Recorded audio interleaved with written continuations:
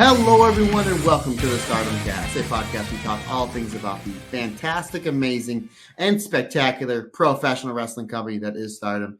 Folks, we do it in a positive and what I like to think fun manner. I'm your host of this episode. My name is Matt Turner.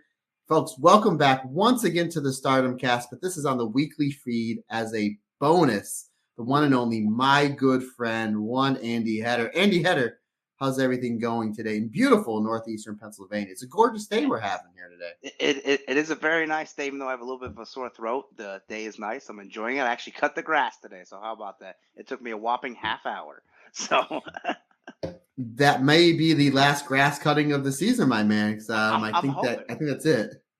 Yeah, I think it will be. Not that I have a big lawn by any means. I actually cut the neighbor's lawn, and she gives me $40. I would have took 20, but she's like, if you do mine, I'll give you 40. Okay, So, folks, what Andy Header just said literally sums up our tag team, because there's so many times that promoters will reach out to us, and how much money do you need? He will literally have us wrestle for gas money, and I'm like, no. You have to let me take care of the bookings, because I can definitely get us more money. He just wants to wrestle, sell our T-shirts, and have a good time. So That's Andy Header in a nutshell. He will literally do anything for anybody for next to no money, because he is a damn good person, and that's why he is the third man on the Stardom Cast. Yeah, we don't want any bad apples ruining this bunch. So, but I'm glad exclusive here. Yeah, well, Patreon exclusive Andy Header, as we call him, but not this episode. Yeah, this will be your second episode on the regular feed, correct? Because you did the live. Yeah, you did the live review of the 5-star finals, and then here we are, my man. A little bonus action. Now, This is slated, of course, card subject to change. This is slated to come out later in the day on Saturday, August 5th. We are celebrating the return of Toni Storm to Stardom. Obviously, she's had a couple matches in Stardom, which we're going to get into just a few minutes. But obviously, the big match that everybody's talking about is the match against Mayu Iwatani for the IWGP Women's Championship. So again, the idea is to come out on the same day as what I'm sure is going to be an instant classic with Mayu versus Toni Storm for the IWGP Women's Championship.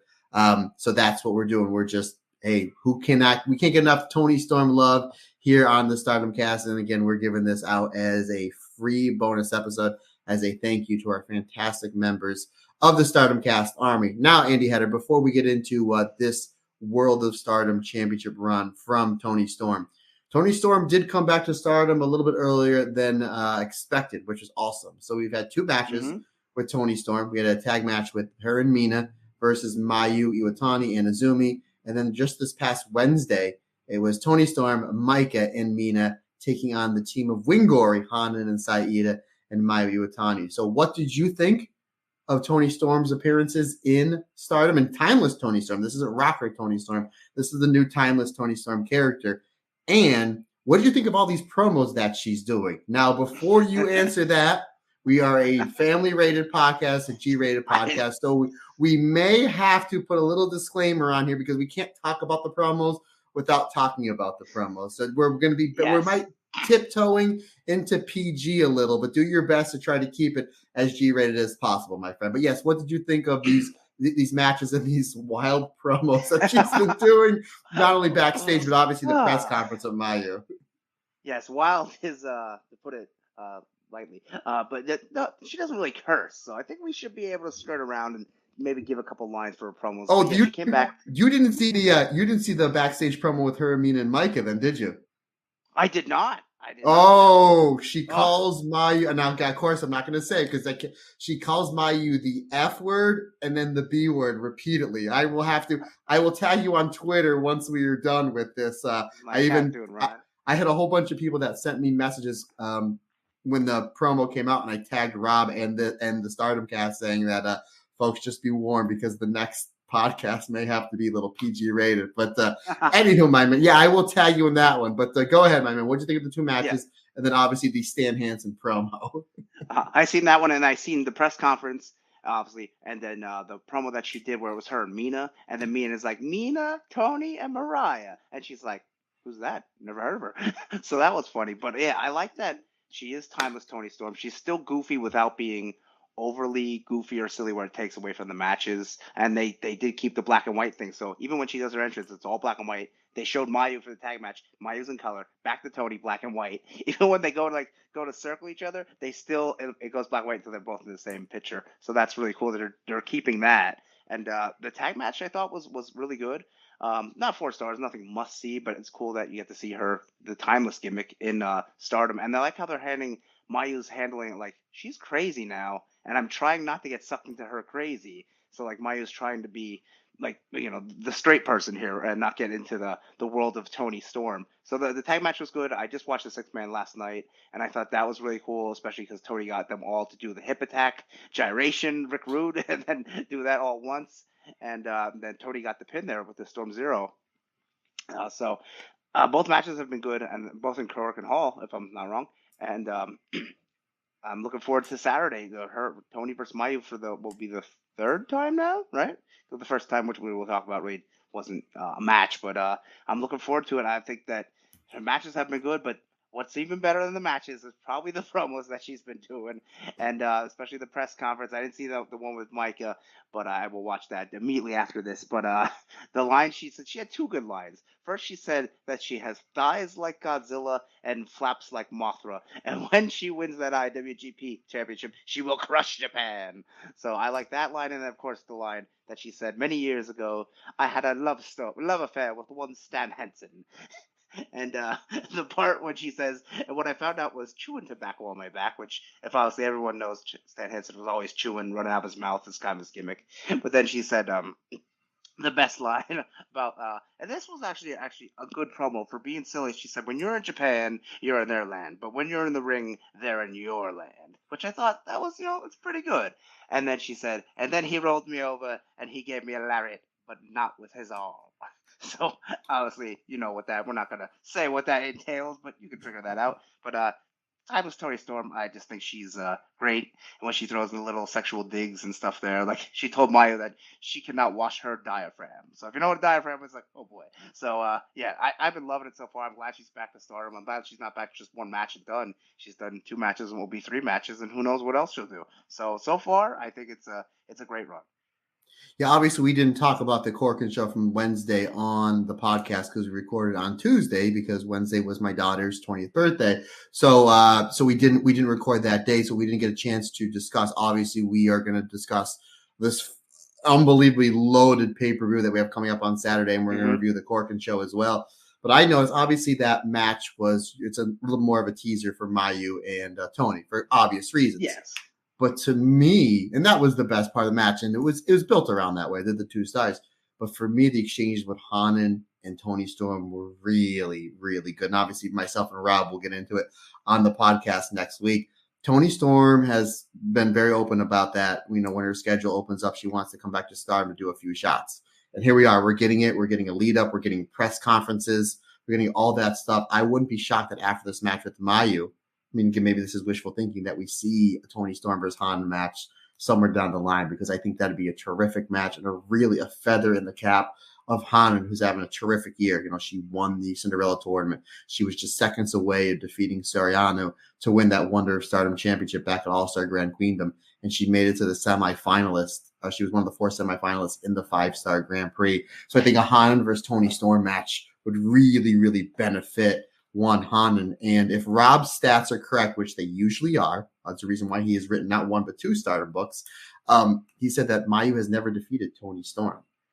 So with that in mind, Andy Header, let's give us your little, and obviously myself and Rob, we did our little preview. And again, this is going to come out after the pay-per-view. So so we haven't watched it yet. So we have not watched it, but obviously Andy wants to talk about this loaded pay-per-view. Obviously myself and Rob, we did our full review, which is obviously up on our feed. But just give us a quick rundown of what you think of this pay-per-view. Obviously with Mayu and Toni Storm, with Tam and Suzu, the big matches. What do you think, and what are your predictions?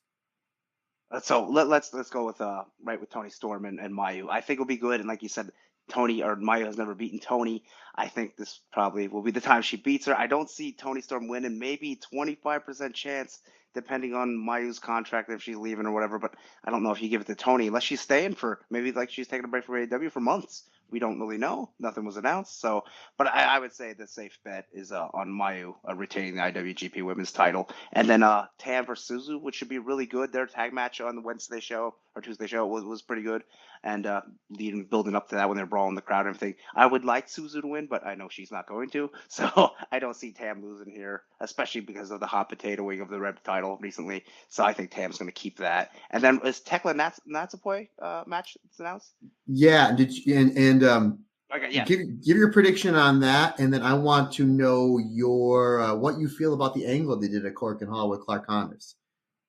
Okay, so I think that it'll be a good match, but I don't see Natsupoi losing here to Tekla. Tekla's been really hot; she's been on a good run, and that Clark Connors the angle when he came out and then spears Natsupoi, which is the first time in Stardom where there's been male and female like New Japan interaction, I believe. I mean, maybe it's like Tanahashi obviously came out and talked, but I mean, not physical.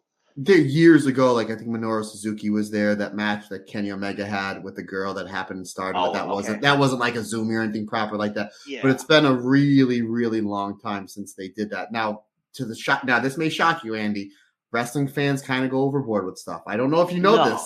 I don't know. Yeah, I know. I'm just sitting down. You can't see him, but I can. He's not John Cena. You can't see, but I can. They go overboard. So I had maybe 25% of our fan base didn't like it at all. I had some of our fan base saying they're not watching the pay-per-view this week. They were all excited because Walker Stewart, friend of the show, is doing the English commentary, which I'm super excited for because he's terrific. Mm-hmm. And he was there on the show Wednesday. Yeah, him and Tom Fain, who were buddies of ours. They had to evacuate the area when Hazuki and Starlight Kid almost killed each other. But there were some people like, no, I'm not watching. I'm like, why would you not watch this loaded show because of something? Now, and I mentioned this on the Marigold Standard, which came out because, as per usual, we record and then an angle happens. That's what always happens on the show. So the fact that we have two. Yeah, exactly. So we're lucky now. We do two podcasts. We're able to catch the news in a different podcast. But what are your feelings? Do you think it's a good angle? Do you like the angle? Are you of the mind of me where it's like, all you're doing is putting more heat on Tekla and more sympathy on Natsupoi? Where do you stand with the whole Clark Connors thing? I'm okay with it. I mean, I would, if you're saying I'm not going to watch the pay-per-view because of one angle, it's not like New Japan guys are going to come in and start running roughshod over the women's Stardom. That ain't going to happen. You know, if the best, maybe a mixed tag match, but I mean, that's probably pushing it. So I'm okay with it. They're heels. It was a heel move. He came in, he speared her, and then Tekla wins because of the cheating. So like, I don't know. Well, why get mad over that? You know, is there going to be a Clark Connors and Natsupoi, steel cage match coming up? No. So I wouldn't worry. Stardom's not going to be overtaken with guys winning titles or anything like that. It's just an angle, and it kind of Tekla fits the Bullet Club motif. So I don't know. I like it. I have no problems with it. And like maybe during the match, Clark will try to interfere again, and Natsupoi will get her come up. And so I wouldn't be worried. I was okay with it. It just adds to the story. Here's something else that I'm not sure you're aware of. Next month in November, they're doing Historic Crossover, which we saw Historic Crossover 2 years ago where they did have mixed tag matches. Don't you think that they're probably starting to build here? Like my guess would be Clark Connors tries to interfere, and whoever Natsupoi has as the one that basically, whoever she's going to tag with at that show comes in, takes out Clark Connors, and then Natsupoi beats Tekla, and then a Historic Crossover. We have Clark Connors and Tekla versus Natsupoi and whoever she teams with. Like, to me, that was just a free advertisement. But again, hey, what do I know? Yeah, build towards the pay-per-view, especially if you're going to do a bunch of mixed tag matches, and that's the theme of the pay-per-view across. Why not? Like, I don't know. If you have a problem with it, I'd say chill out. It's okay. Nothing bad will happen. Yeah. How about Hazuki versus Starlight Kid? Because this was built up pretty well, with Starlight Kid basically telling Hazuki to snap out of it. Now she made her bed. Now she's got to lie in it because these two beat the crap out of each other all over Corkin Hall. Where do you think that match is going to go? Like, who do you think? Who's your pick for that one? That one's kind of tough. I can see that one going either way, but you kind of feel that they're putting more and more steam on Hazuki so she can eventually win the white belt, like maybe at Dream Queendom or maybe early next year. So I'm thinking Hazuki probably takes that, but man, that's going to be a good one. My guess is, and Rob kind of backed me up on this, about 2 weeks ago, they started building towards a little Natsupoi Starlight Kid program, and they had a great rivalry for the high-speed championship in 2021 and 2020 and 2021. In 2022, it was the Zumi show, and rightfully so. Your favorite wrestler, Zumi. So now it's like, okay, now let's build them. It seems like that's the match maybe they're going for Dream Queendom, Natsupoi and Starlight Kid. My guess is you could be right. I got no problem with Hazuki winning anything because Hazuki's the people's champ. My guess is Hazuki or Starlight Kid wins this, and then she's the next challenger somewhere down the road. Again, maybe Sumo Hall at the end of the year for Natsupoi, because that would be a big match, a big money match between these two wrestlers that we know have fantastic chemistry together. And I think maybe you simmer Hazuki down, you build back up FWC with her and Kogama, because that's a really big story. Maybe they win the Goddess of Stardom tag tournament, because that starts at the end of this month. And then this way you give something for Natsupoi to do, some successful defenses, and you give something Hazuki to do on the tag division. But I think ultimately the final story is Hazuki defeating Natsupoi to win the Wonder of Stardom Championship. I think you give Natsupoi a little bit of a run. I don't think that you pull the trigger on it yet. You got to keep Hazuki busy. And the FWC story is really, really interesting, again, considering the fact that Kogama really brought the fire back into Hazuki, and then Starlight Kid ignited it to a level we haven't seen before. And it was funny because after I watched that match, I text Rob. I said, I think Hazuki's off the pay-per-view. And he goes, what do you mean? I was like, rumor has it after a match with Starlight Kid, she got arrested for attempted murder. So that's our people's champion. Yeah. So those are the on the pay-per-view. Obviously, Saka Kurora and Saya Kamatani is interesting because they literally built up Saka Kurora in that match in Korakuen Hall. Rob is pretty much, and I'm not that far away on this, but we pretty much think that Saya Kamatani is going to win because to get her win back. It wouldn't be the worst thing in the world to have Sayaka Kurora get another fluke win on Saya Kamatani, would it? Because it wouldn't hurt Saya Kamatani at all. I don't think so, no. I would say that Saya's probably going to win, though.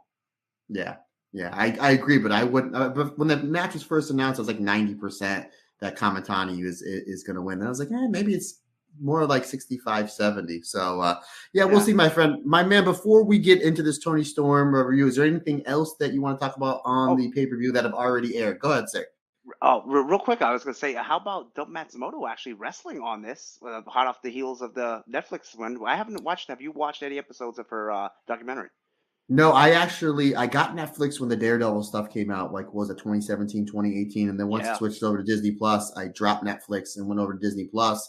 I actually just finally cut the cord on DirecTV. I was paying $210 a month. Yes, I know.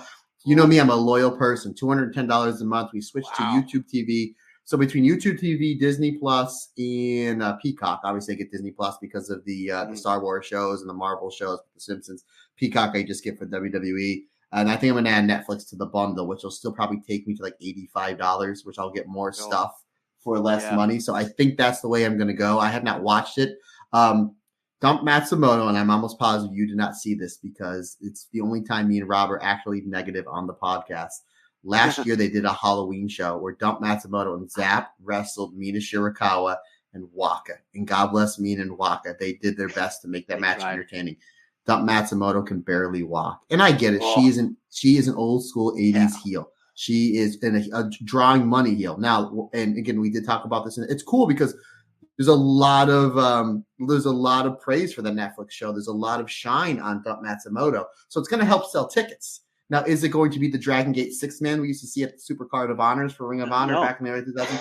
No, but the one good thing with this match was that match last year, it was just Dump Matsumoto and Zap versus Mina and Waka. You have Momo in the match. You have all these other moving parts. Konami's in the match. You have Mike on the other side, Mina on these.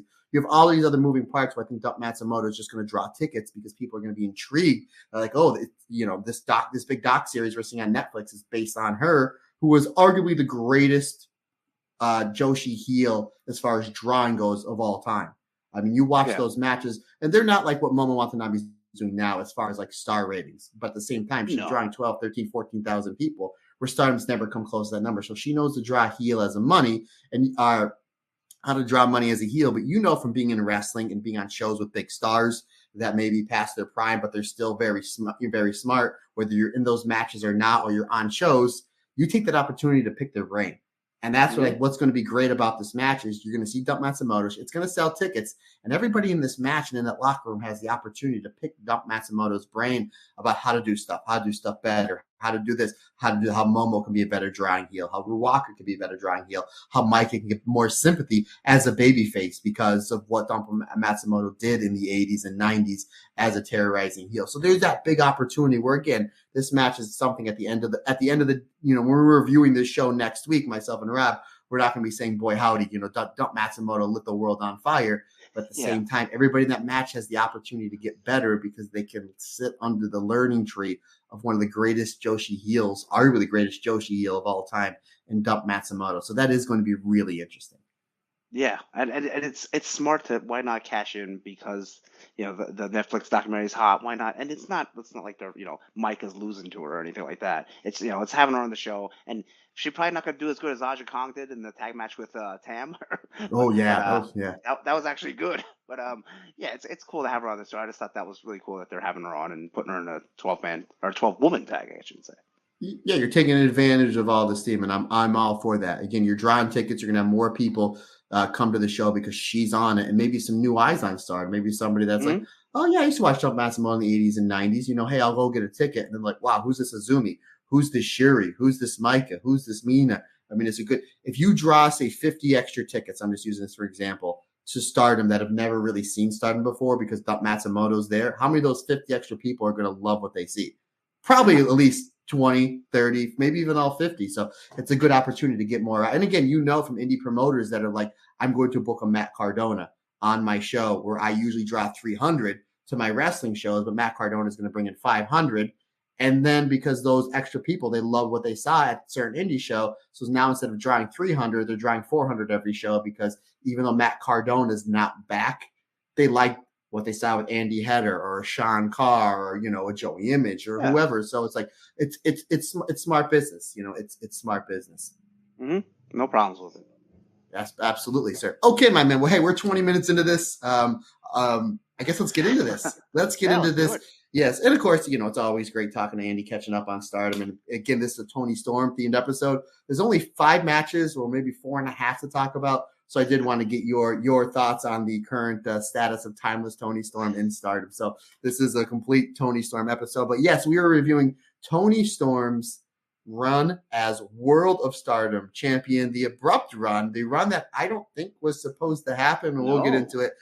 She has 3 successful title defenses, 258 days, and she wrestles on a few different continents because there was one match that happened here in the good old United States of America. But Andy Header, we go to our very first match, the 5-Star Grand Prix special, the 24th of September, 2017. Toni Storm winning the 5-Star Grand Prix in 2017. Not only that, but she did win the Cinderella tournament as well. The only wrestler in Stardom history to win the 5-Star and the G1 in the same year. Toni Storm cashes in, taking on one Mayu Iwatani. And you know me, partner, I do not like watching matches that I know going in somebody gets hurt. I never watched the match with Hayabusa breaks his neck. I never watched the match where Misawa passes away. That's not the way I am. However, I am a professional, so I did this for this episode. However, this injury compared to some of the other injuries that I know that has happened is nowhere near as bad as what happened to Hayabusa. You can even in the Dark Side of the Ring episode FMW, when they're getting ready to start, I literally put my head down. And Amber likes watching those Dark Sides. And she's like, what are you doing? I said, I've never seen this before. And Hayabusa was my gateway into Japanese wrestling. I saw him wrestle. And I'm like, what's this? What's this? And I got into the algebra. And anywho, Hayabusa is my gateway into everything that I love about Japanese wrestling. But anyway, what I'm trying to say, folks, is I don't like watching matches where a wrestler gets hurt. I've never seen this match before. There's not much to it. 2 minutes, 20 seconds. Mayu does she hits an arm drag and she goes for that basement drop kick and she just lands wrong, comes down, dislocates her elbow, and the ref calls for the bell. Toni Storm is your new World of Stardom champion. Again, we never got clarification from our friends that worked at Stardom at the time, but I'm pretty sure this was not supposed to happen. My guess was that Mayu was supposed to get the win here, but I mean, what can you do? What can you do? I have no rating on this match for obvious reasons. Let's say you, buddy. What did you think about everything that went down? And do you think the ref made the right call calling for the bell and awarding the match and the championship to Toni Storm? Yeah, so I'm right with you. I gave no rating as well because it's only 2 minutes and 20 seconds, and that's adding on some time. Because anyway, they did some back and forth, arm drag, drop kick, and that's when Mayu gets hurt there. And then you could tell, like, she's screaming. It's like, yeah, she's really in pain. They go out and they show, like, the ref, and then the ref announces that she can't continue. And you kind of see Rossi, like, making the immediate decision of, I guess I'm going to give the belt to Toni. So I don't think she was going to win it here, but obviously they were heating her up, but she won the 5-star and the Cinderella tournament. So she probably was going to win it. And then they kept saying in commentary, too, in the English ones, that she had a very busy schedule at the time. So I think, like, that's why the title run probably didn't last as long, because she was so busy. She was also Progress champion and SWA champion at the same time, and then she lost them towards the end of this run. But still, like, I don't know. I don't know if I would have did it. I probably would have just gave the match a draw and then said we will, we'll do this down the line when Mayu's healed. But maybe he thought Mayu's really hurt and she's gonna be out for a while, and I was gonna maybe give the belt to Toni anyway in a month or two, so why not give it to Toni now? So it was a surprise. I'm sure Toni was surprised the most out of anybody. And I don't know. Probably not what I would have did. I probably would have said just draw and we'll come back to this in a couple months. But hey, it started this run that we're about to talk about. So I mean, it was cool. And cool for Toni's fault. But it's bad for Mayu, but she goes back. Yeah, you look back on it if they would have ran it back or if they had to vacate the title because of Mayu's injury, because no one knew really how bad their injury was. You never know until you get, doctors look at it. But you kind of look back at it, whether good, bad, or indifferent. The fact that this World of Stardom Championship was on Toni Storm to me adds more value. Toni Storm obviously went over to NXT UK. She won the second ever Mae Young Classic. She was just about ready to get her run on SmackDown with Charlotte. And then she was like, I'm out. And then, she goes over to AEW. In my opinion, is the most successful women's wrestler in the 5-year history. That is AEW, and then has created this complete character. So you kind of look at it like, well, and again, 258 days, and she only had 3 defenses because she was all over the place. So it wasn't long as far as matches go, but days go by. You're almost, at a full year. You're 100 days away, from a full year, considering she only had 3 defenses because she was so busy. But when you go back and look at the names that have held that belt, everybody knows who Io is. Everybody knows who Kairi is because she's on WWE TV.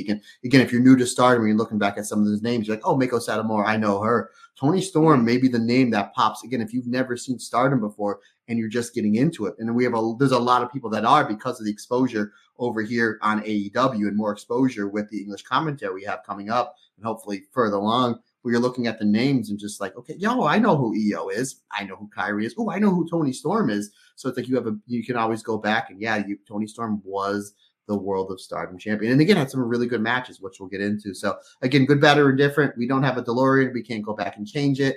But again, on the positive side, we get a lot of really good matches here. And then Toni Storm, who's a big, big star, one of the best women's wrestlers in the last, 15, 20 years, has had claimed that she's held in my opinion, the most important belt in all of wrestling, the red belt, the World of Stardom Championship. Yep. So that will take us to October 21st, 2017, Stardom in Taipei City. This is now, and I was looking at the cage match, and I know I've seen this match before, but I was going through the cage match, and I was like, this is listed on Stardom World as an SWA championship, but this is for the red belt.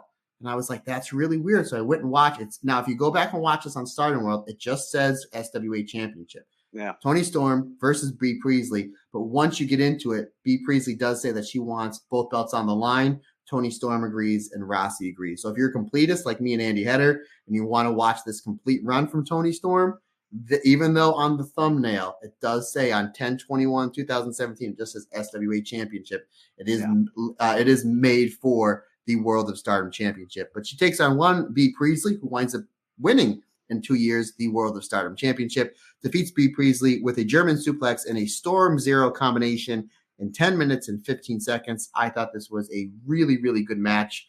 Again, the fact that World of Stardom Championship matches seem to be a little closer to the 20-minute mark, maybe even a little over that. The 10 minutes they had, I thought they told a really good story. Bea Priestley doesn't become she's a really good worker here. She doesn't become the super worker until she starts ramping up into that 2018, 2019 World of Stardom Championship run. But still, regardless, this was a great match, some great back and forth stuff. I liked how once Bea is really putting the heat on Toni because she's working the heel, the crowd really heats up for Toni Storm, which is in a lot of these matches. Toni Storm's over in every single one of these matches. Bless you, my friend. I do like how Toni Storm does the deadlift German suplex. We get a kick and boot trade off. Toni hits a buckle bomb and then a hip attack. She does this. I haven't seen her do this in a while, and I forgot she used to do this. And you might have to start stealing this, partner. She does the air raid crash, aka the kryptonite crunch, but she does it where she drops her opponent's neck over her knee, which is the safe part of the knee. So it is a safe move, but it looks really, really cool. And what I meant when I said to Andy does the air raid crash, the kryptonite crunch is one of his comeback moves. And I think it'd be really cool for him to do the, and I just thought of a spot for you. You do it on the knee, and then you pick him back up and do it. Yeah, there you go. The Toni Storm special, we'll call it that. I might call that in the corner after I got my ass kicked and I'm laying there selling. I'm like, do the Toni Storm special. Okay, got it. Yeah, that's like code word. I was gonna say real quick. You know who else does that move quite a lot? Okada. Oh, that's right. Yeah, that's right. Yeah, but we're not talking about Okada. We're talking about Toni Storm today, buddy. Yeah, a really cool stuff. I like how then Toni Storm blocks the B driver from B Priestley. That's eventually, though, it's then B hits the Tree of Woe double stomp. Shout out to Kyrie with the Marine Spike there. B locks in the Rings of Saturn. However, Toni Storm is able to fight back. German suplex, Storm Zero combination for the 3 count. 10 minutes, 15 seconds. Andy Header. I had this at 4 stars. How about you, partner? What did you think of Toni Storm's V1? So this match was actually in Taiwan, in Taipei City, and this crowd was really hot. It was a small building, but they were really into this. And this match, I thought I'm right with it. Maybe I give it about 3.75, a little bit lower, but I really enjoyed it. But first, I gotta say, my thing is the hair and the gear. How cool did B Priestley look here? She looked like a purple Melina from Mortal Kombat. She looked awesome. Ooh, I like that reference, buddy. I like that reference. But the gear aside, though, the match was very good, and like you said, everything that went over. But I do like Toni using the German suplex and then do that and then right into the Storm Zero. Sometimes it's German suplex, headbutt, and then Storm Zero. But yeah, this match, everything you said, I agree with. It was a very good match, but I give it 3.75. But and enjoyed it. There we go, my friends. There we go. So now we have a match in Japan, a match in Taiwan. Now we go to the West Coast of the good old United States of America. Rise 6 Brutality. This was not on Stardom World. At least I didn't search it because I don't think would be on Stardom World. Was it on Stardom World? No. Okay, I didn't even look. I just saw that this was from Rise, and I know Rise has a whole bunch of matches on YouTube. So I literally just went on YouTube and typed in Toni Storm versus Mercedes Martinez, and it popped right up, and I sent it right over to you. So again, if you're a completist like myself and Andy Header, this is free on YouTube. If you're still on the fence about subscribing to Stardom World, first of all, what are you doing? It's like $6.50 a month, but you want to see some Toni Storm. Yeah, then you want to see some Toni Storm action. This match is free on YouTube. You can watch it right from your smartphone. So we have Toni Storm's V2. We go to the United States of America. We go to December 1st, 2017, my best friend Jeff's birthday. How about that? In California, Toni Storm taking on one Mercedes Martinez, and it's Toni Storm that gets the win with the headbutt Storm Zero combination, 15 minutes and 23 seconds. This was an excellent match. We had some great ground grappling to start. Good back and forth action. Dave Prazak is on commentary, who does a phenomenal job, and he keeps talking about how they've been wanting to book Toni Storm for Shimmer. I literally picked up my phone about 2 hours after I watched this match, and I sent a message to a good friend, Allison Danger, who used to do a lot of the booking for Shimmer. And I said, did you by chance ever book Toni Storm for Shimmer? So I have not gotten back yet. Allison has not gotten back to me yet. She's a very busy person. So I don't think she was ever on the Shimmer show because I watched a lot of the big matches with the stars that were on there. But she did basically say, because Dave Prazak was the owner and operator of Shimmer at the time, that she is an open invitation to wrestle in Shimmer. And I would have loved to see these two run it back maybe sometime in 2018 or I think in 2019. I think she was signed by WWE. But he did make mention that Mercedes is going to overpower Toni, and she did, and use those chops. So it was a nice chop form exchange between the two. Toni uses her experience to kind of get the advantage. Well, not experience, because I think Mercedes is wrestling longer than her, but basically uses her speed to get the advantage and hits not one but two of those low suicide dives. And this building in California erupts, very much like the building in Taiwan. By no means it was Madison Square Garden, but it felt like it was because they were jam-packed and they were white hot for Toni Storm. Mercedes puts Toni Storm in the regal stretch. Mercedes hits 2 European uppercuts and 2 big chops. Toni comes back with the German suplex into the hip attack into the air raid crash. For a 2 count, Mercedes comes back with a huge choke bomb that scores her a 2 count. Toni hits counters her fisherman's buster with an inside cradle. And then Mercedes misses on a clothesline. And then we get the headbutt Storm Zero combination for the 3 count. 15 minutes, 23 seconds. Andy Header, I had this one at 4 stars for me. What about you, my man? Did you enjoy this? Yes, I did. So we often agree on things, and I also had this right at 4 stars even. I thought this match was very good, and like you said, small arena, but man, they were into it. And when they did those 2 dives, you could see Rossi there off to the side, which was pretty cool. I was like, there he is. I liked when Mercedes had Toni in the corner, and she's giving the forearms. The crowd was counting in Spanish, and they kept going. She did like 15, and they kept going with her. I'm like, wow, how about that? And then Dave does say like, he's like, I'll have Toni Storm and Shimmer anytime as long as I can book her. And you know who the girl was that was doing commentary with Dave? No, who I was thinking it was Allison Danger, but I'm like, that's not her. Who was it? No, I didn't get it. I was like, she sounds familiar, but I couldn't get it. And then right there, and he says, "Thank you, Deanna, for joining me in commentary." So Deanna Purrazzo, because I would assume that's the only Deanna. Yeah, one Deanna Purrazzo, who I did get a chance to meet not once but twice, and I do the always whenever I meet anybody that's ever wrestled in Stardom. After asking certain questions, my final question is, who hits the hardest out of anybody? Now she's been in Stardom for quite some time. She would be another one that I would love to see because we have that AEW Stardom relationship. She would another one I'd love to see back in Stardom. And she told me it was Hazuki. So, and that was Hazuki back like in 2017, 2018. So can you imagine Hazuki now? So most people say Shuri, Mayu, Julia, Momo Watanabe. Yeah, Shuri's usually the top answer we get and Momo, but she did say Hazuki. But yeah, I did not know that. So good. Kudos to you, Andy Header. Kudos to you. But go ahead, continue, sir. Yeah, but I like the German and then the hip attack, and like you said, and then the air raid neck breaker, and then there was a nice Saito suplex by Mercedes at one point that looked really good.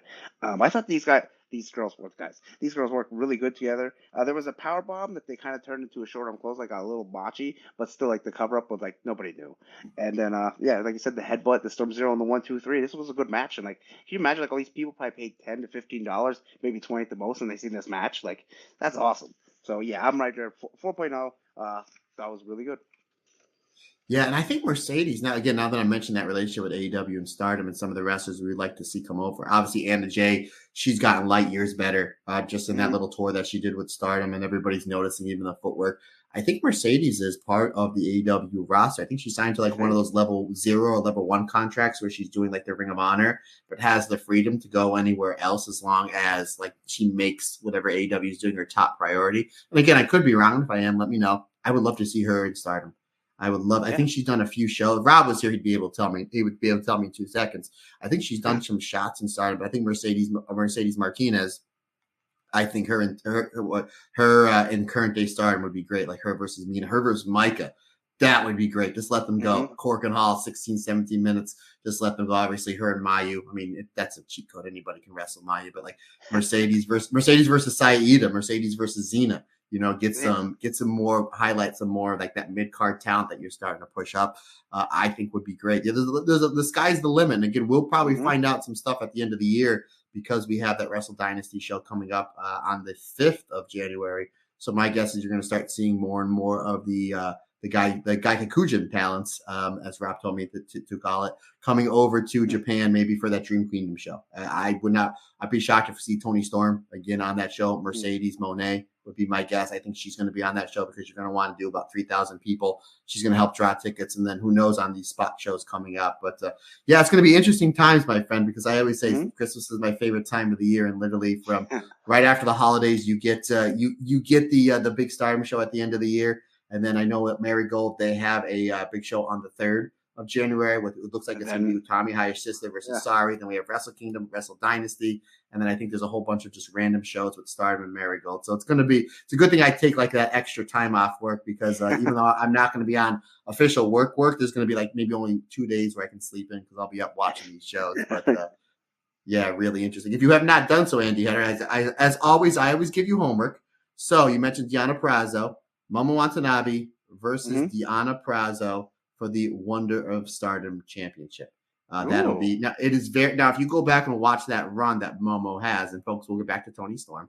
Momo's matches, they're Momo. They're hard hitting. They're great. They're title matches, mostly main events. They have that really good crescendo. Where the Deanna Purrazzo match is a little different because Deanna breaks down Momo's arm and her leg, like it's really old school 70s, 80s. Working a limb. And we're also, you don't need to write this down because it's going to be on your Patreon feed soon. Our alternate commentary coming up here in just 1 week's time will be Jamie Hayter challenging Momo Watanabe for the Wonder of Stardom. There's another name I would love to, obviously, AEW just brought her back. They probably have some plans for her.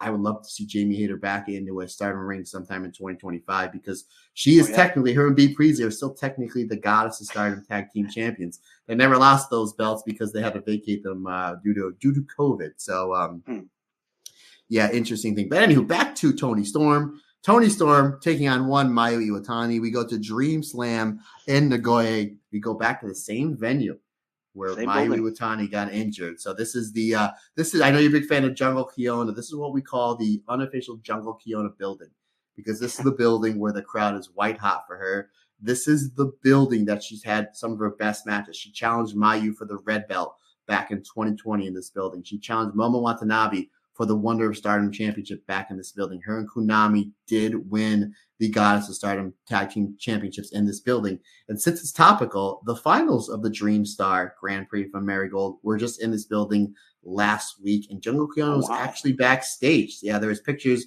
of her with Nanae Takahashi and Rasi Ogawa. Fingers crossed that we see a little bit of a return for Jungle Kiona, maybe in Marigold. I mean, if she was back there, I mean, it would be the brass at Marigold would be like, hey, Jungle, why don't you don't have to come back all the time. Why don't you come back for a show here or there? I know I would love it. I know our fans would love it. Andy Header, I know you're a fan of Jungle Kiona. I don't think anybody would say no to that. No, I'd love to see it. So that'd be cool. Even if it's 3 matches a year. We'll take it. We'll take it. It's more than the 0 we've been getting because we love us some Jungle Kiona. I know she's been having problems with her knees over the past few years. But anywho, let's get back on track as per usual. I am all over the place. We go to April Fool's Day, 4/1/2018, Dream Slam in Marigold, or not Marigold, in Nagoya as Toni Storm, her V3 versus Mayu Iwatani. It's Toni Storm getting the win with a buckle bomb and not one, but 2 Storm Zeros, 13 minutes, 24 seconds. This was a terrific match. I thought this was smart for Stardom to run this back, considering the fact that Mayu never got pinned for this belt. So you can do one or two things with the booking. You go back and put the championship on Mayu, or you make Toni Storm's championship run mean a little bit more, having her actually get the clear win over somebody that she did win on a did beat for the belt, but on a technicality. So I thought this was a really good match. You got some fast-paced action here. They do the spot where Mayu goes for the basement dropkick. Yeah. And they play out that. And Tony's like, no, don't do it. And Mayu, God bless her soul, gullible, stops. Then Toni kicks her, snap nares, and then Toni does the Mayu drop kick. And then she starts building her heat onto Mayu's arm. Toni is loved and cheered in all these matches except this one because it's Mayu. So I think they did a good job making Toni a little bit of a heel. And then as the match is really starting to build up, they kind of go like tweener. But at the same time, as much as they love Toni Storm, it's Mayu. Mayu Iwatani hits a big dive. Mayu with a Joshi dropkick for a 2 count. Mayu then hits a second rope double stomp and then follows it up with her beautiful, very underrated frog splash. That scores her a 2 count. Mayu stops a Storm Zero. She hits a big head kick and a German suplex. Toni Storm eventually hits the Storm Zero but can't follow up because of Mayu's blitzing offense in that last sequence, which I thought was really cool. Toni Storm hits a hip attack and the air raid crash on the knee for a 2 count. I thought that was great. You get some back and forth action. Toni Storm hits the Storm Zero, but only for a 1 count, which I thought was great. We get a top rope fight between the two, which Toni Storm eventually wins. Toni Storm hits a buckle bomb, and she hits the Storm Zero, hangs on, and hits a second one for the 3 count. That was the exact same way she defeated Yoko Bito in the finals of the 2017 5-star Grand Prix hits the Storm Zero and hangs on, hits multiple versions of it, which I think is really, really cool. You have a big match, I like that. In a big main eventer like we had Yoko Bito, like we had here with Mayu. In order to win, I need to hit this move multiple times while my opponent's down. She hit it early in the match. Mayu kicked out at 1. Here she hits 1 and then hangs on, for another one. I like how the Storm Zero opens up the door for her to hit another one and to put Mayu away. 13 minutes, 24 seconds. 4.25 stars for me, my friend. What do you say about this match, good sir? This match was really good, and again, we agree. I gave it 4.25 as well. So, the match was very good. When Mayu hit that double stomp and the frog splash, I wrote that down. That was a really nice thing. There was one part where Mayu goes for a tombstone and then turn reverses, but then Mayu turns it into like a backslide. I thought that was a cool spot. And then, like you said, when Toni hits the Storm Zero, Mayu kicks out. I thought that was it. So I was like, oh, it's over. Like, she kicked out. So then, like, when Toni hits the 2, you're like, is Mayu going to kick out of this one? So it builds a little more suspense. So, like, even though she like one couldn't do it, now two gonna do it, but then two does it. But yeah, this was a great match, and this is probably what we would have got the first time had Mayu not got hurt. And like you said with the teasing of the drop kick that Mayu wants to immediately go for that. And Tony's like, no, don't do it. And then Tony does it, and then Mayu, but Tony does the roll up then, but he has to start playing the heel for this match. But yeah, this match was very good, so I thoroughly enjoyed it. Yeah, really good stuff. And now we go to the changing of the guard. We go to Yokohama on the 9th of June, 2018. Toni Storm taking on One Kagetsu. You want to talk about building the drama. This is the great things about Kagetsu, especially as the World of Stardom champion, these big matches. There's so many near falls, so many kickouts. I always say Kagetsu is the greatest working heel in the history of Stardom, based on a few reasons. But one of the reasons, I hate this. When you cheat in front of the referee, you need to be DQ'd. Kagetsu does a great job pulling the referee or knowing when to signal the other members of a Wedotai in the ring to be able to distract the referee where she can do the mist or some of the cheating. So she does a great job building heat. And I've seen this match before. I actually just watched this match earlier today, and I remember what the finish was, but I forgot how drawn out the finish was and how meticulous it was and how it's just like they built Toni. It literally took everything twice over to defeat Toni Storm in this match. Even though Toni Storm ate the L here, she looked like a monster doing it. Like there was all this cheating that had to happen. There was so much. I mean, the match starts out, let's get into it. It starts out with some great ground grappling. Toni Storm really targets on Kagetsu's arm. I thought that was really good where Toni Storm's trying to break down the arm of Kagetsu so she can't do the choke slam. Maybe she can basically take out some of the power that is Kagetsu using the Death Valley Bomb and the sit-out DVD. So I thought that was really well. Toni Storm early on hits the hip attack and just starts throwing those Germans. Kagetsu comes back with those blitzing kicks. Like the way she snaps those kicks, it's really, really something good. Toni Storm hits the low suicide dive not once but twice. Crowd really warming up for Toni Storm. She really knows how to use those low suicide dives. She knows where to put them and she gets the most out of them. She hits that air raid crash on the knee for a 2 count. She tries for the Storm Zero. However, the ref gets distracted. Toni Storm gets misted from Kagetsu. Not one, not two, but 3 Death Valley bombs only for a 2 count. I mean, that would have been a great finish. The cheating and then one of Kagetsu's secondary finishers.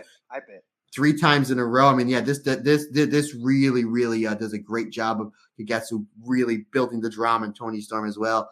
Kagetsu then hits the sit-out DVD, and then she goes to the top rope, hits the 450, known as the Uedo coaster. That was 2.9. I thought that was great. Toni Storm was able to come back with that brutal headbutt that she does into the Storm Zero, but very much like in the match with Mayu, too much damage is done. She can't follow up. They go back and forth with a series of brutal kicks. Toni Storm then uses a schoolboy or a schoolgirl to go then back to then she uses that to transition to the stretch muffler to go to the knee over onto Kagetsu. Some brutal head kicks, then back and forth.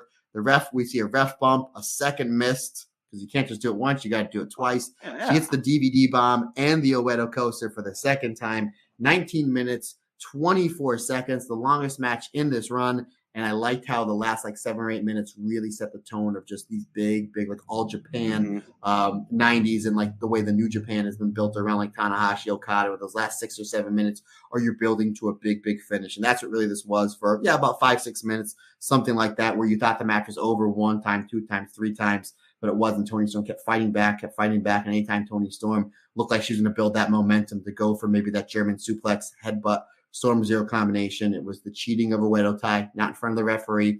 It was 2 different colors of mist, but ultimately, though, it was the 450, the Uedo coaster, that does Toni Storm in and crowns Kagetsu as the new World of Stardom champion. Again, 19 minutes, 24 seconds. This is another 4 1/4 stars match for me, my friend. Wow, I like this one just a little bit more. I gave it 4.5. I thought it was awesome. When Kagetsu started hitting the 3 Death Valley bombs, which I looked it up, and I think it's called the Abisu Utoshi. I could be wrong. Yes, you're absolutely right, because I've asked Rob a few times because I did a Kagetsu World of Stardom Championship run. So that I asked him, he told me 3 or 4 times I just couldn't pronounce it. I just called it the Death Valley Bomb. So Andy had her the very first time he got it right. Good job, brother. We're proud of you. That's why he's the third man. Yeah, the third man, brother. So she hits that 3 times. I'm like, oh, it has to be over. And then kick out. And then it's like, the Widow Coaster, the 450, and the fourth time, like, well, now it's definitely over. I know she wins the belt, so this is it. No, it's not it. So I was like, this is awesome. So not only was this match my favorite of the bunch, I just thought, wow, Kagetsu was so good, and it was so good. Then the stretch muffler spot that you said, and then Kagetsu gets the ropes, and again the second poison mist, and that is anytime you spit mist, right? First one is usually green, then the second one always has to be blue, purple, black. You got to spit a different color, red. You can't spit green mist twice. That's a known thing. You can only do it once, and then you have to bring it up from the whatever it comes from, the mutant powers that makes the poison mist. It has to be a different color.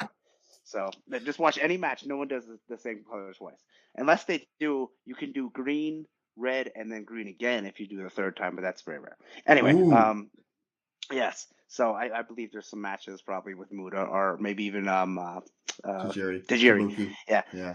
Yes. There has to be. So anyway, yeah, the Bisu drop, or the Bisu Otoshi, and then the Widow Coaster for 1, 2, 3, and then Kagetsu wins the title. I thought this match was great, and like I said, it was my favorite of the bunch of these Toni Storm matches. 4.5 stars. Yeah, I agree. It was my favorite. Again, just if we're going to give a quick ranking, it's going to be the Kagetsu matches 1, the Mayu match, the actual match 2, then probably the Mercedes matches 3, and then the B is 4, and obviously the match with Maya. That would be my ranking. I'm pretty sure you're probably right there as well. Yeah, I'm right with you. Now, folks, if you're keeping track at home, this is this one's in the bag. All we got to do is save this one, and we'll send that off to Rob Goodwin himself, and this bad boy will be edited. So if you're keeping track at home, we have a Toni Storm World of Stardom Championship run that ends with Kagetsu. Kagetsu World of Stardom Championship run for our Patreon listeners. That is up in your Patreon feed, which she loses to Bea Priestley. Bea Priestley World Championship run, which I did about 2 years ago, is on your Patreon feed, which she loses to Mayu Iwatani. Mayu Iwatani second World Stardom Championship run is up on your Patreon feed, which she loses to Utami Hayashishita. And you had to guess what happens.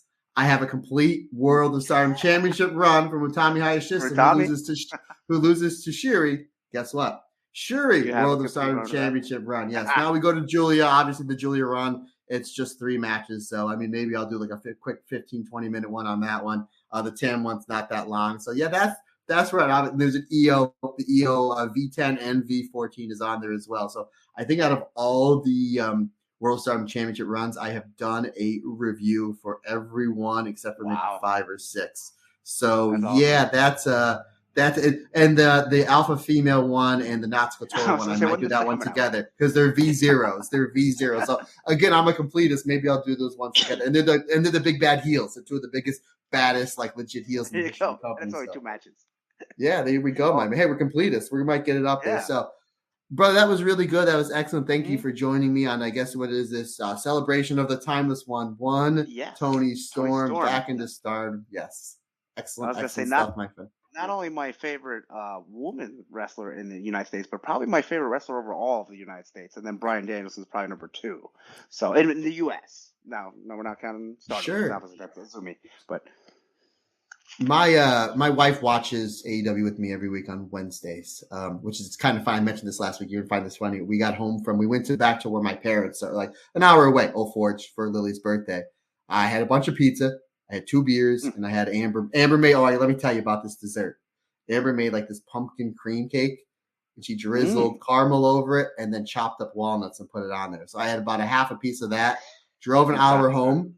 Yeah, so now drove an hour home, and you know how busy my days are. We're getting up at like 4 o'clock for the gym and then work. And so drove an hour home. As soon as I sat down, Danielson versus Okada started. What a great way to end my phenomenal day. You know what I mean? Got to celebrate Lily's 20th birthday and had a beer with my dad, my best friend. You know, got to be obviously with my wife, my mom, you know, my daughter, who I love them all so much. And now I'm ending it with Danielson versus Okada. They lock up, and Amber's like, you're not making it through this match. I'm like, it's Danielson and Okada. And the next thing I know, the match was over. The match was well done. And Modern Family on where I watch it, Modern Family comes on afterwards. It was the end of Modern Family. So I did not get a chance to watch it. Maybe tonight. I didn't watch any of the show. I will more than I'll try to watch it maybe tonight. Now that I have YouTube TV, I can put it on my iPad while my wife watches her shows. Maybe that's what I'll do. You know, when we get done. But regardless, my man, my wife is a big fan of Toni Storm. She loves the character. She loves the gimmick, loves her as a wrestler. So she's right there with you. You have her as your favorite, maybe overall wrestler over here in the United States. Yes. Which that I didn't know. So that's really, really cool. Fingers crossed. We are a few weeks away from New York Comic Con. They're adding more and more guests to the guest list. Swerve Strickland Booker did T. get announced. Yeah, and Booker T. So they're starting. We've noticed that it's always the last week they add the wrestlers. So fingers crossed that Toni Storm gets announced. But that'll be right up your alley. But brother, I guess without any further ado, let's give our plugs and let's call this one an episode. All right. So if you want to find me and talk about Toni Storm, go ahead on the old Twitter. I am at Get Some Header, pun intended, and on Facebook and Instagram, really easy. Just type in Andy Header, and I come right up, and you can contact me about whatever it is that you may want to contact me about. And also, thank you to anyone who is a Stardom Patreon subscriber. I appreciate every single one of you. Thank you for dropping your hard-earned money to listen to us talk about Stardom. And now on the main cast, or the main feed of the podcast, I thank you too. Even though you may not listen to podcasts or the Patreon, I still thank you anyway. So And I'll plug that show that you're on for AXW that we always sponsor you on. Yes. We figured we always sponsor. I said, just got the email. I have to get the sponsorship, but obviously we sponsor Andy Header every show, and rightfully so. The Stardom Cast does. So we may as well, since we sponsor you, we may as well give that a plug. So go ahead, brother. Yeah, I forgot. I totally forgot. It's not this weekend, but it is October 12th, right there in Orexburg, Pennsylvania, at the Memorial Building with the big tank out front. It will be me in action, sponsored by the Stardom Podcast, in a three-way action, me versus Malik, Devontae, and Brando Lee. So I'm really looking forward to it. It should be if anything, it will be a high-speed title match. Well, not title match, but high-speed type match. It will be this one. So that is again October 12th. It starts at 6:05. Get it? And Orexburg, PA. Just AXW on anything on Facebook, on Twitter. I don't think there's an official AXW wrestling website, but there is. That's what the website, AXWwrestling.com. But check it out. I think the front row is like $30, and then you get a cheap seat for $15. So it's a good time. It's a great show, and come see me in action. Three-way action, as high speed as it will get for AXW. There you go. Andy Header may do the Izumi sushi, which I did teach you wrong. She that second leg, it doesn't go over; it's the arm. I noticed that. Oh, yeah. I watched that too. Yeah, so I'm gonna try to do. You know what? I wrestled this weekend. I wanted to do the tequila shot. I actually wrestled Jay Flyer, but I was like, we got thrown in a match like last minute, and I was like, I probably will let this one go. So I didn't want to explain to him. Well, here's the video. Here's the tequila. So I'm gonna probably do the tequila shot in Orexburg.